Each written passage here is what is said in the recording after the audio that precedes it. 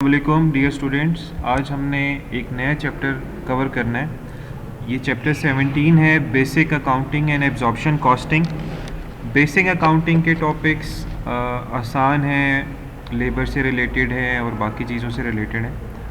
हम जो हैं वो ज़रा डिफ़िकल्ट पार्ट को आज टच करते हैं, that is absorption costing. Absorption costing वाला जो क्वेश्चन है वो हम सॉल्व करेंगे। बेटा सबसे पहले आपको अंदाज़ा होना चाहिए कि आप एब्जॉर्प्शन कॉस्टिंग और मार्जिनल कॉस्टिंग इन दोनों के जो टॉपिक्स जब आप पढ़ते हो तो आपको एक फैक्ट्री की सिचुएशन दी जाती है कि आप प्रोडक्शन कर रहे हो और रॉ मटेरियल से एक फ़िनिश प्रोडक्ट बना रहे हो। जैसे यहाँ पे अगर आप देखो तो हम रॉ मटेरियल को यूज़ करके एक वुडन चेयर बना रहे हैं। तो एब्जॉर्प्शन कॉस्टिंग ये most commonly used costing method है। कॉस्टिंग मेथड हम उस मेथड को कहते हैं जिसके थ्रू हम एक फिनिश प्रोडक्ट की कॉस्ट कैलकुलेट करते हैं। एक ऐसा प्रोडक्ट जो फैक्ट्री में बना है उसकी total production cost find out करते हैं। तो बेटा फैक्ट्री के अंदर जितने भी खर्चे हो रहे होते हैं वो सब हमने एक चेयर जो हमने प्रोड्यूस की है उसकी कॉस्ट में शामिल कर ली। तो एब्जॉर्प्शन कॉस्टिंग क्या कहती है? एब्जॉर्प्शन कॉस्टिंग ये कहती है जी फैक्ट्री के अंदर जितनी भी कॉस्ट इनकर्ड हो रही हैं जो कि आपने एक फिनिश प्रोडक्ट में शामिल करनी है वो 5 हैं। Direct material, direct labour, direct expenses, variable production overheads और फिक्स प्रोडक्शन ओवरहेड्स। एक चेयर जो आपकी प्रोड्यूस हुई है उसके अंदर हमने फैक्ट्री की 5 कॉस्ट ऐड करनी है जो कि ये 5 हैं। इनमें से याद रखें जो पहली 4 कॉस्ट हैं ये वेरिएबल कॉस्ट होती हैं। डायरेक्ट कॉस्ट भी वेरिएबल होती हैं, डायरेक्ट मटेरियल भी वेरिएबल है, डायरेक्ट लेबर भी वेरिएबल कॉस्ट है, डायरेक्ट एक्सपेंसेस भी वेरिएबल कॉस्ट है और वेरिएबल प्रोडक्शन ओवरहेड्स तो हैं ही वेरिएबल। ये 4 कॉस्ट आपको पर प्रोडक्ट गिवन होगी, मतलब पर चेयर ये गिवन होंगे। लेकिन जो फिक्स प्रोडक्शन ओवरहेड्स हैं ये इन टोटल में आपको दिए होंगे, लेकिन इनको आपने पर चेयर फाइंड आउट करना हो। तो fix production overheads in total हमें दिए होते हैं, हमने इनको पर यूनिट पे कन्वर्ट करना होता है। तो उसके लिए हम fixed overhead absorption rate calculate करते हैं। इसका ये फार्मूला है बेटा, budgeted fixed overheads divide by budgeted activity level. अब budgeted activity level budgeted units भी हो सकता है, वो बजटेड लेबर आवर्स भी हो सकते हैं और वो बजटेड मशीन आवर्स भी हो सकते हैं। इसका मतलब ये है कि आप फिक्स प्रोडक्शन ओवरहेड्स को पर यूनिट पे भी कन्वर्ट कर सकते हो, पर लेबर आवर पे भी कन्वर्ट कर सकते हो, पर मशीन आवर पे भी कन्वर्ट कर सकते हो। याद रहे कि ये बजटेड फिक्स प्रोडक्शन ओवरहेड्स हैं और ये बजटेड एक्टिविटी लेवल है। ओके, अब हम आगे चलते हैं। ये कुछ एग्जांपल्स हैं बेटा, ये मैं क्लास में करा चुका हूँ। अब अगर आप देखें तो एब्जॉर्प्शन कॉस्टिंग में जो बड़ा क्वेश्चन आता है वो प्रॉफिट और लॉस स्टेटमेंट बनाने का आता है। एब्जॉर्प्शन कॉस्टिंग के थ्रू जब आप प्रॉफिट और लॉस स्टेटमेंट बनाते हैं तो आपको ये फॉर्मेट फॉलो करना पड़ेगा। हमारे पास बेटा 2 कॉलम्स हैं, एक इनर कॉलम है, एक आउटर कॉलम है। ये डेबिट और क्रेडिट नहीं है, ये फर्स्ट कॉलम है और ये सेकेंड कॉलम है, इसको इनर और आउटर भी कहते हैं। फिर इसी तरह आप इस फॉर्मेट को फॉलो करेंगे, आप इसका स्क्रीनशॉट ले सकते हो क्योंकि हमने इसी को यूज़ करके एक क्वेश्चन अभी सॉल्व करना है। चलें बेटा नीचे क्वेश्चन की तरफ चलते हैं। ओके, अच्छा फिर बीच में अंडर और एब्जॉर्ब ओवरहेड्स भी आ जाएंगे, ये भी हम अभी देखते हैं इसको। ओके, ये क्वेश्चन 2 है जी जो आज हम अभी सॉल्व करेंगे। क्वेश्चन 2 बेटा पेज नंबर 28 पे है, चैप्टर नंबर 17। क्वेश्चन रीड कर लेते हैं। कहते हैं the following information relates to a manufacturing company, budgeted sales for next year is 4200 units और एक यूनिट बिकेगा $230 का, ये सेलिंग प्राइस है 230। अब बजटेड प्रोडक्शन आपने की है 5500 यूनिट्स। इसका क्या मतलब हुआ? देखो 5500 यूनिट्स आपने बनाए और 4200 बेचे हैं, तो 1300 यूनिट्स आपकी क्लोजिंग इन्वेंट्री में आ जाएंगे।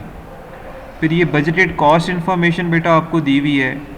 तो बजटेड कॉस्ट इन्फॉर्मेशन क्या कहती है कि जी एक प्रोडक्ट जो हम बनाते हैं उसमें 2 तरह का मटेरियल लगता है। एक डायरेक्ट मटेरियल ए है जो कि 4 kg लगेगा 10 पर kg के हिसाब से, और डायरेक्ट मटेरियल बी है जो कि 1 लीटर लगेगा 12 पर लीटर के हिसाब से। डायरेक्ट लेबर 45 मिनट्स लगेंगे और एक और का रेट 20 पर आवर है, तो इसको हम आवर्स में कन्वर्ट करेंगे जब हम इसको सॉल्व करेंगे। तो फिर इसी तरह वेरिएबल प्रोडक्शन ओवरहेड्स जो हैं बेटा 38 मिनट्स के हैं और उन पे at the rate of 18 per hour उसका रेट है, तो इसको भी हम फिर बाद में आवर्स में कन्वर्ट करेंगे। अच्छा, इसके अलावा देखो बेटा फिक्स प्रोडक्शन ओवरहेड्स आपको यहाँ गिवन है। फिक्स प्रोडक्शन ओवरहेड्स जो हैं वो अलग-अलग गिवन है कि फैक्ट्री का रेंट है 40,000, फैक्ट्री सुपरवाइज़र सैलरी है 20,000, फैक्ट्री गार्ड सैलरीज हैं 10,000। तो मैं अपनी आसानी के लिए इनको ऐड करके भी क्वेश्चन कर सकता हूँ। तो टोटल अगर आप देखें तो 40, 20 और 10 $70,000 ये आपके फिक्स प्रोडक्शन ओवरहेड्स हैं। ये वही फिक्स प्रोडक्शन ओवरहेड्स हैं जिनका आपने OAR निकालना होगा, आप उसको FOAR भी कहते हो।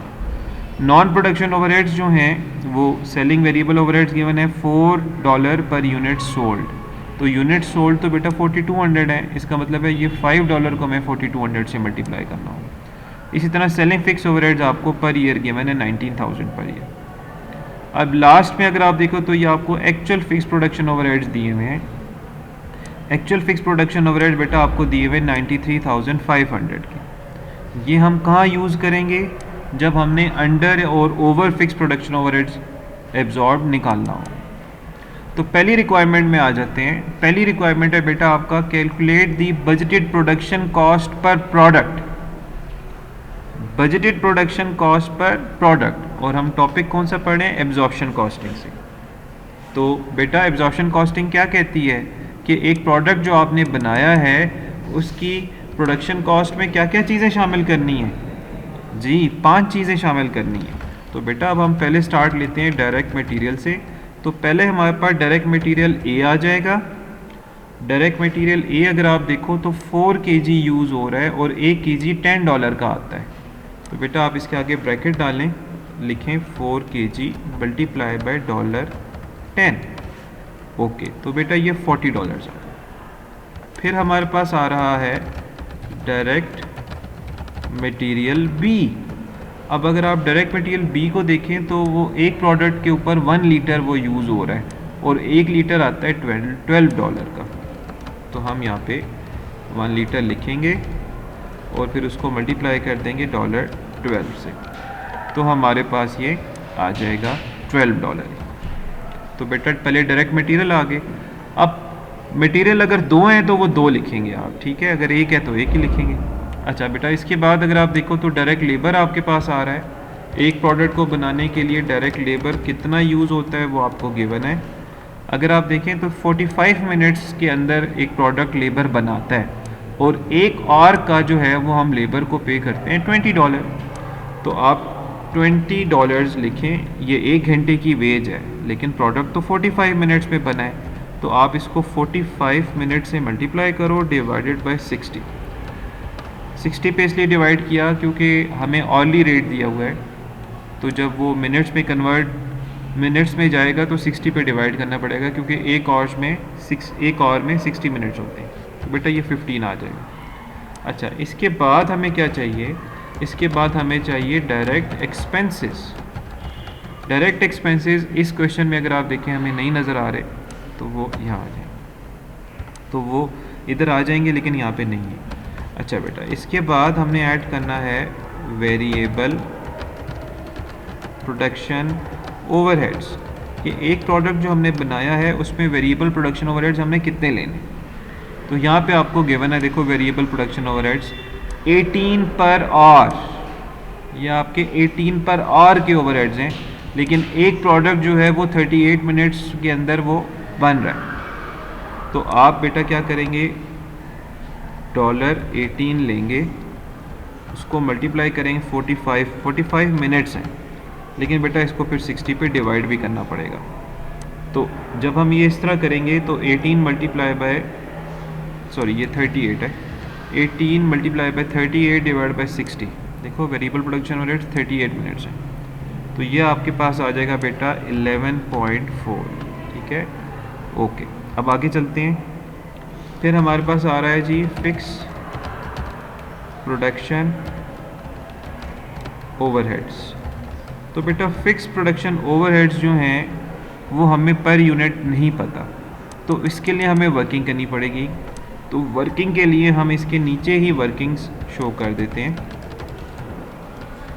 और ये वर्किंग हम किसकी कर रहे हैं जी, फिक्स प्रोडक्शन ओवरहेड्स के लिए कर रहे हैं। ठीक है, फिक्स प्रोडक्शन ओवरहेड की क्या वर्किंग है कि बेटा ये हमें टोटल में तो दिया हुआ है लेकिन पर यूनिट नहीं दिया हुआ, तो हम FOAR कैलकुलेट करेंगे। फिक्स प्रोडक्शन ओवरहेड्स को पर यूनिट पे जब कन्वर्ट करना हो तो FOAR कैलकुलेट करते हैं। उसके लिए बेटा मैंने आपको फार्मूला बताया था कि बजटेड फिक्स प्रोडक्शन ओवरहेड्स, ठीक है, और उसको आपने डिवाइड करना होगा बजटेड। अब budgeted level of activity use करनी है, तो इस क्वेश्चन में हमें कुछ नहीं बताया हुआ कि आप लेवल ऑफ एक्टिविटी क्या यूज़ करें, बजटेड यूनिट्स यूज़ करें, बजटेड लेबर आवर्स यूज़ करें या बजटेड मशीन आवर्स यूज़ करें, कुछ भी नहीं दिया हुआ। तो हम फिर बेटा बजटेड यूनिट्स को ही यहाँ पे जो है वो यूज़ कर लेंगे। ठीक है, तो बजटेड यूनिट्स प्रोड्यूस्ड पे हम इसे डिवाइड करेंगे। ओके, सो अगर हम देखें तो हमारे जो बजटेड फिक्स प्रोडक्शन ओवरहेड्स हैं बेटा, वो ये तीन हमें दिए हुए हैं, 40, 20 और 10। इन सब को अगर हम ऐड करें तो बेटा वो बनता है 70,000। ओके, ये बजटेड फिक्स प्रोडक्शन ओवरहेड्स आ गए, और बजटेड यूनिट्स पे हमने इसको डिवाइड करना है। तो अगर हम बजटेड यूनिट्स देखें तो क्वेश्चन में हमें 5500 आई गेस दिए होंगे। यस, बजटेड प्रोडक्शन आपके पास आ रही है 5500 यूनिट्स, तो हम इसे 5500 यूनिट्स पे डिवाइड कर देते हैं। इसकी वजह से बेटा अब जब डिवाइड करेंगे तो हमारे पास पर यूनिट पता चल जाएगा कि एक यूनिट को बनाने के लिए जो फिक्स प्रोडक्शन ओवरहेड्स हैं वो कितने कंज्यूम हुए हैं। तो बेटा ये हमारे पास आ गया 12.72, तो यहाँ पे हम लिख लेंगे 12.72। यस, तो बेटा अब इस सबको हम ऐड कर देंगे। ठीक है, अब देखो ये 40, 12, 15, 11.4 और 12.72, इसको हम ऐड करते हैं तो हमारे पास आ जाएगा 9.12। तो हमारा जो पहला पार्ट है जिसमें हमने budgeted production cost per product बतानी थी वो आ गया है। पर प्रोडक्ट को पर यूनिट भी कहते हैं। ठीक है, ओके, आप इसका स्क्रीनशॉट ले सकते हो, ये पहली रिक्वायरमेंट थी हमारी।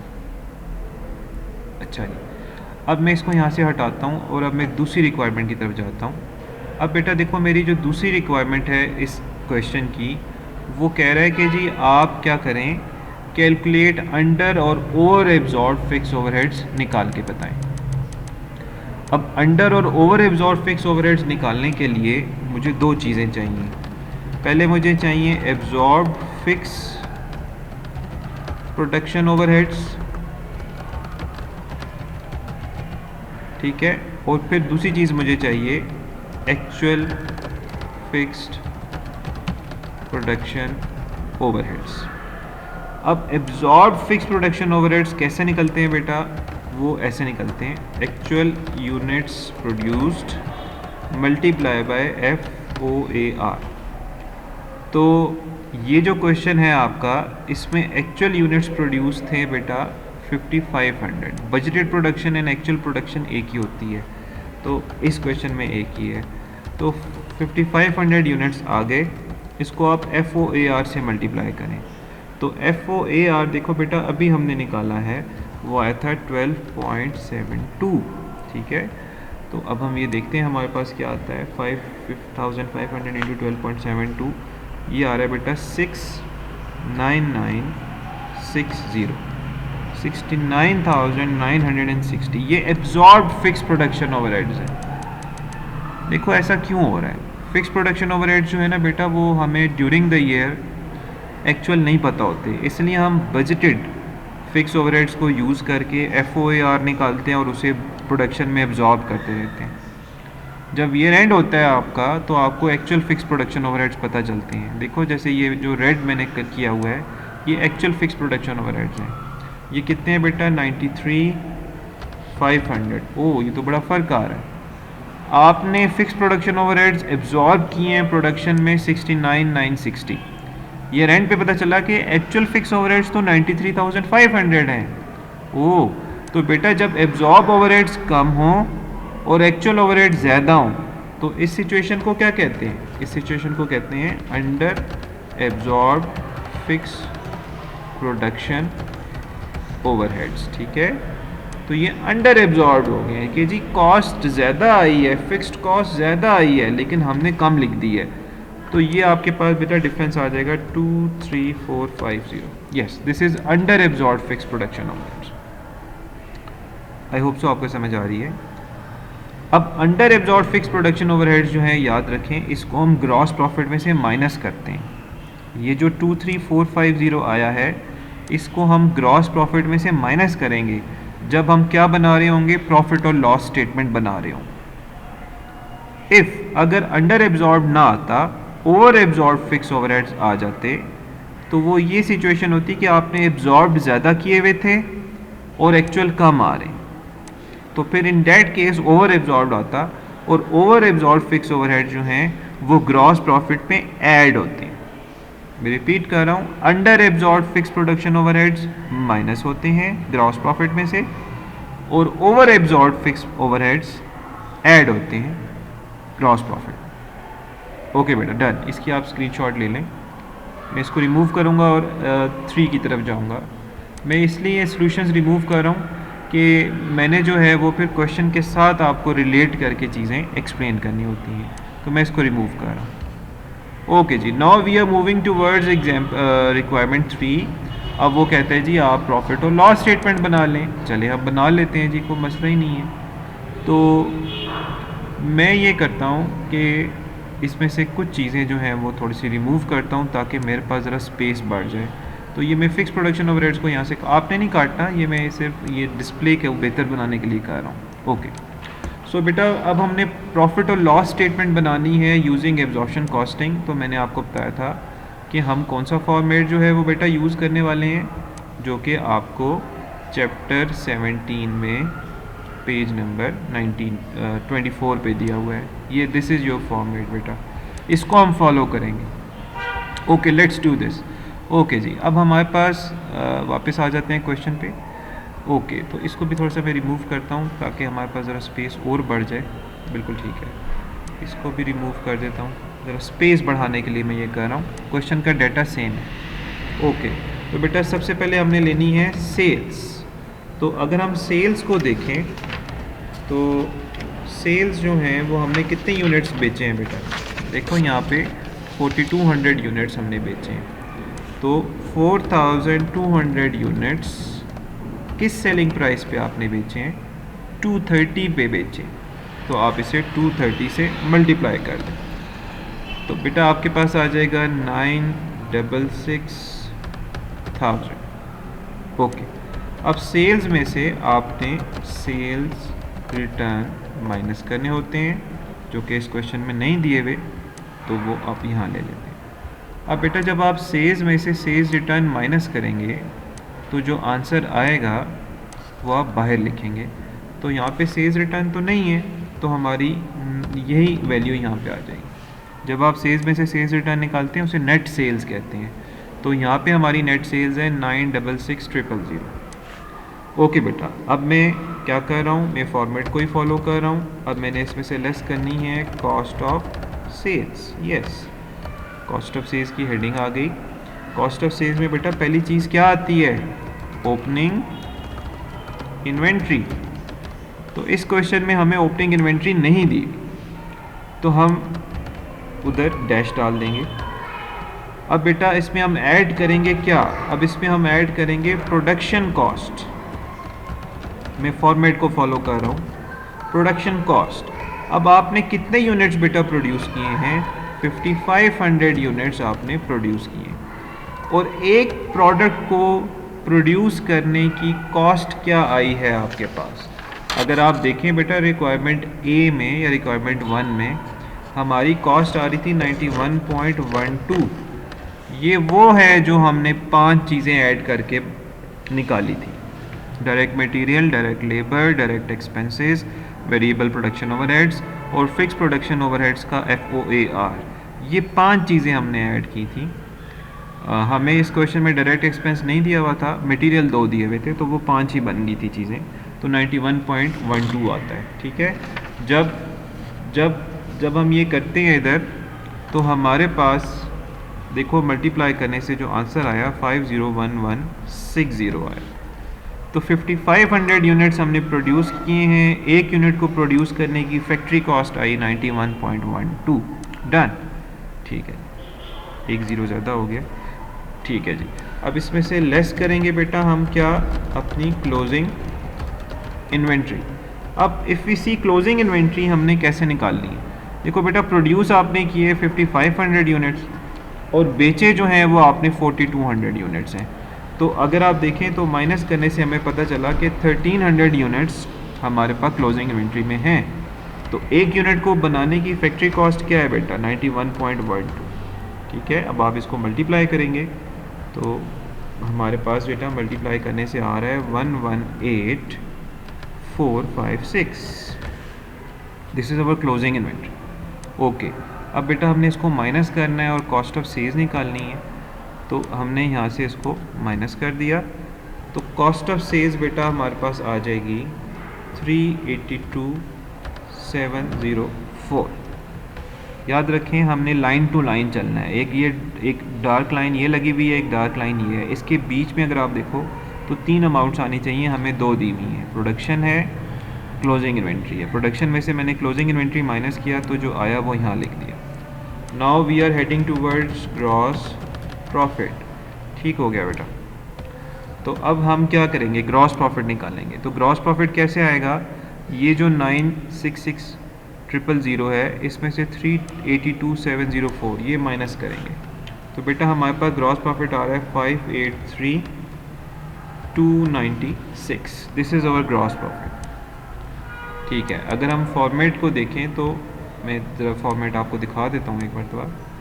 ये बेटा ये हमारे पास फॉर्मेट है, अगर आप देखें तो यहाँ तक हमने कर लिया है। तो अब ग्रॉस प्रॉफिट के बाद हमने अंडर और ओवर एब्जॉर्ब फिक्स ओवरहेड्स को एडजस्ट करना है। ये अंडर और over absorb fix factory overheads हम निकाल चुके हैं, जो कि हमारी रिक्वायरमेंट आई थिंक 2 थी। ओके जी, तो अगर आप देखें तो आपने जो रिक्वायरमेंट 2 थोड़ी देर पहले की थी, आई होप सो आपने उसको लिख लिया होगा। तो उसमें हमारे पास ना अंडर एब्जॉर्ब्ड फिक्स्ड ओवरहेड्स आ रहे थे। अगर आप फिक्स के साथ प्रोडक्शन लिख लें तो ज़्यादा क्लियर हो जाएगा। ठीक है, फिक्स प्रोडक्शन ओवरहेड्स आ रहे थे। तो ये कितने आ रहे थे बेटा, मैंने अपने पास लिख लिए थे, ये मेरे पास आ रहे थे 23,540। ये under absorbed fixed production overheads हैं। तो बेटा ये माइनस होते हैं। इसका मतलब ये है कि आपने जो कॉस्ट ऑफ सेल्स में फिक्स्ड ओवरहेड्स इंक्लूड किए थे ना, वो कम इंक्लूड किए थे। एक्चुअली वो ईयर एंड पे हमें पता चला कि फिक्स ओवरहेड्स तो ज़्यादा बनते हैं। सो इस तरह हम चलेंगे। तो बेटा इसमें से हमने ये माइनस करना होगा। अच्छा, अभी आप बेशक इसके नीचे लाइन ना लगाएं, हम इसको बाद में एक मिनट पे ही कर लेंगे। ओके, अच्छा बेटा ये सब करने के बाद अब आपकी हेडिंग आएगी कि आपने इसमें से लेस करने हैं क्या, non production overheads. Non production overheads का मतलब होता है कि वो ओवरहेड्स जो फैक्ट्री के अलावा हैं, जैसे सेलिंग डिपार्टमेंट के ओवरहेड्स, एडमिनिस्ट्रेशन डिपार्टमेंट के ओवरहेड्स, फाइनेंस डिपार्टमेंट के ओवरहेड्स। ठीक है, तो ये हमने माइनस करना है। तो इस क्वेश्चन में अगर आप देखो तो हमें ये वेरिएबल प्रोडक्शन ओवरहेड्स नज़र आ रहे हैं। तो मैं सबसे पहले ये ले लेता हूँ जी। तो ये वेरिएबल प्रोडक्शन ओवरहेड्स आ जाते हैं हमारे पास। अब सॉरी, वेरिएबल सेलिंग ओवरहेड्स हैं, वेरिएबल ये सॉरी मैं रिपीट कर देता हूँ। नॉन प्रोडक्शन ओवरहेड्स हमने लेने हैं, तो नॉन प्रोडक्शन ओवरहेड्स भी हमने फैक्ट्री के अलावा जो है ना ओवरहेड्स वो लेने हैं। तो फैक्ट्री मतलब प्रोडक्शन, प्रोडक्शन के अलावा जो लेने हैं वो ये बेटा देखो ये दो दिए हुए हैं, ये दो। ठीक है, मैं इनको ज़रा इस तरह शेड कर देता हूँ ताकि आपको याद रहे। ओके, तो हमने वेरिएबल सेलिंग ओवरहेड्स यहाँ से माइनस करना है।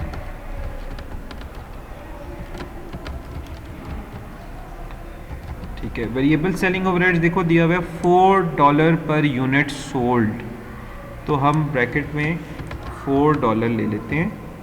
और यूनिट्स अगर आप देखो तो आपने कितने यूनिट्स बेचे हैं, देखो आप सेल्स के सामने से देख सकते हो, आपने 4200 यूनिट्स बेचे हैं।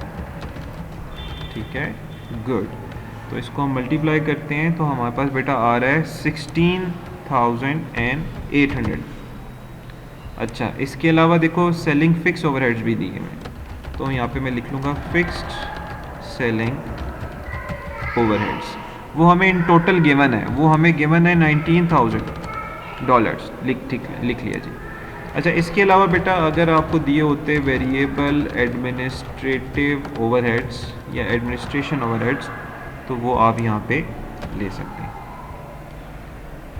इसी तरह अगर आपको दिए हों फिक्स्ड एडमिनिस्ट्रेटिव ओवरहेड्स, तो बेटा वो भी आप यहाँ पे लिख सकते हो। इसके अलावा फिक्स्ड फाइनेंस ओवरहेड्स या जो भी मार्केटिंग के ओवरहेड्स हैं या डिस्ट्रीब्यूशन के ओवरहेड्स हैं, वो सब आप यहाँ ले सकते हैं। तो नॉन प्रोडक्शन ओवरहेड्स हमें इस क्वेश्चन में बेटा दो ही दिए हुए थे। एक वेरिएबल सेलिंग ओवरहेड्स गिवन थे जो कि 16,800 है, और आपके पास फिक्स सेलिंग ओवरहेड्स दिए हुए थे 19,000, वो दोनों मैंने ऐड कर दिए हैं यहाँ पे। ओके जी, अब बेटा हम किसकी तरफ जा रहे हैं? हम नेट प्रॉफिट निकालने की तरफ जा रहे हैं।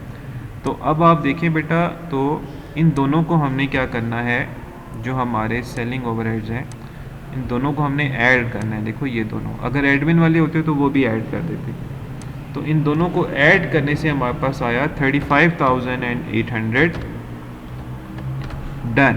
ओके, तो अगर आप देखो तो सिचुएशन क्या बन रही है, ये आपके पास ग्रॉस प्रॉफिट है, इसमें से हम under absorb fix production overheads minus करेंगे, और ये जो नॉन प्रोडक्शन ओवरहेड्स हैं जैसे वेरिएबल सेलिंग है, फिक्स सेलिंग है, वेरिएबल एडमिन है, फिक्स एडमिन ओवरहेड्स हैं, ये सब ऐड करके इसमें से लेस करेंगे, तो हमारे पास जो है वो नेट प्रॉफिट आ जाएगा 523,956। Okay, so this is what, this is over net profit. Net profit को बेटा हम प्रॉफिट फॉर द ईयर भी कह सकते हैं। Okay, this was part 3 of this question. Very interesting question. आप इसी क्वेश्चन को दोबारा सॉल्व करें। मैं तो ये टेबल्स बना के करता हूँ, आपके पास लाइंस दी होती हैं आंसर बुक पे, तो आप इन लाइंस के ऊपर ही इनको इसी तरह लिख लिया करें। मेरे पास लाइंस नहीं होती यहाँ पे, तो मैं अपनी आसानी के लिए ये टेबल्स बना लेता हूँ। तो आप भी लाइंस लगा के ये जो वर्टिकल लाइंस हैं, ये वाली कॉलम्स वाली, ये आप करके कर सकते हो। एक चीज़ मैं आपको और यहाँ पे बता दूँ अब जाते जाते, बेटा देखो अगर आपको क्लोजिंग इन्वेंट्री यूनिट्स नहीं समझ आ रहे, तो क्लोजिंग इन्वेंट्री यूनिट्स निकालने के लिए आप एक काम कर सकते हो। आप क्या काम कर सकते हो कि बेटा आप जो सेल्स यूनिट्स हैं,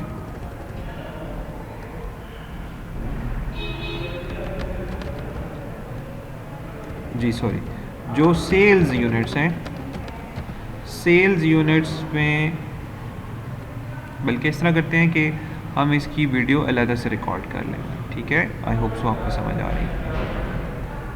ओके जी, डेट्स इट। तो ये बेटा आप इसका स्क्रीनशॉट ले लें। इसके 3 पार्ट थे। पार्ट 1 में हमने प्रोडक्शन कॉस्ट पर प्रोडक्ट निकाली, पार्ट 2 में हमने अंडर एब्जॉर्ब और ओवर एब्जॉर्ब फिक्स ओवरहेड्स निकाले, और पार्ट 3 में हमने प्रॉफिट और लॉस स्टेटमेंट बना दी है एब्जॉर्प्शन कॉस्टिंग। इसमें जो डिफ़िकल्ट पार्ट होता है वो ये होता है कि अंडर एब्जॉर्ब फिक्स ओवरहेड्स कैसे निकलेंगे। थैंक यू वेरी मच बेटा। इंशाल्लाह इस तरह और भी वीडियोस में आपको शेयर करता हूँ। अल्लाह हाफिज़।